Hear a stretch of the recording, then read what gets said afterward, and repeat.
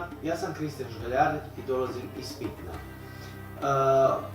Snimam moje video i brojne druge videe koji će se reproducirati na YouTube s razlogom kako bi pomogao vama, dragim učenicima osnovnih i srednjih škola. Mogu je pomoći i studentima i raznim drugima koje to zanima.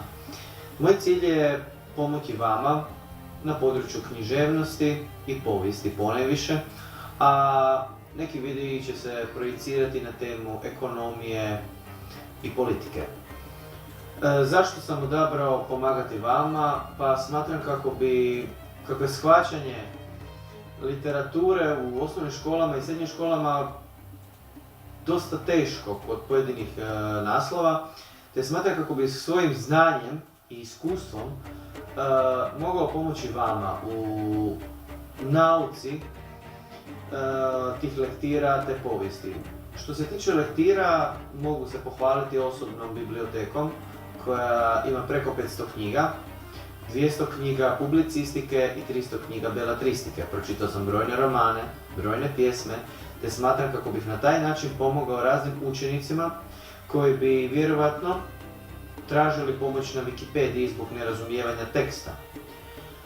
Nisu svi učenici lijeni. Ja sam bio učenik i tvrdim kako se nisam ustručavao pogledati Wikipediju zbog nerazumijevanja teksta. Smatram kako će moji osobni komentari možda pomoći ljudima, pomoći im u sagledavanju ovakvih dijela poput Homerove Ilijade ili dijela pisanih za vrijeme baroka, romantizma, realizma itd. Nije lako shvatiti niti liriku, je prilično teško shvatiti. Oni koji ne vole neće njih htjeti razumjeti. Stoga se nadam kako ću s ovim videima približiti liriku i približiti književnost mladim generacijama.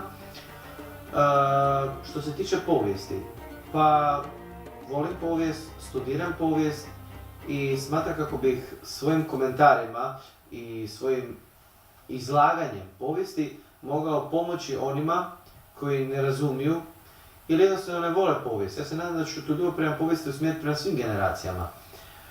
U videima ću govoriti o povijesti staroga vijeka, novoga vijeka, srednjega vijeka, najnovijega doba, svemu onome što treba učenicima osnovnih i srednjih škola.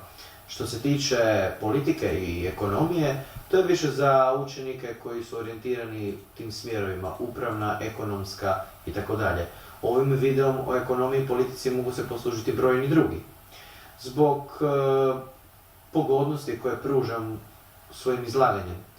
Stoga se toplo nadam da ćete pratiti moje videe, te da ćete lajkati i da ćete biti moji pratioci, vjerni pratioci na YouTube-u, te kako ću vam pomoći. Hvala lijepo, lijepi pozdrav!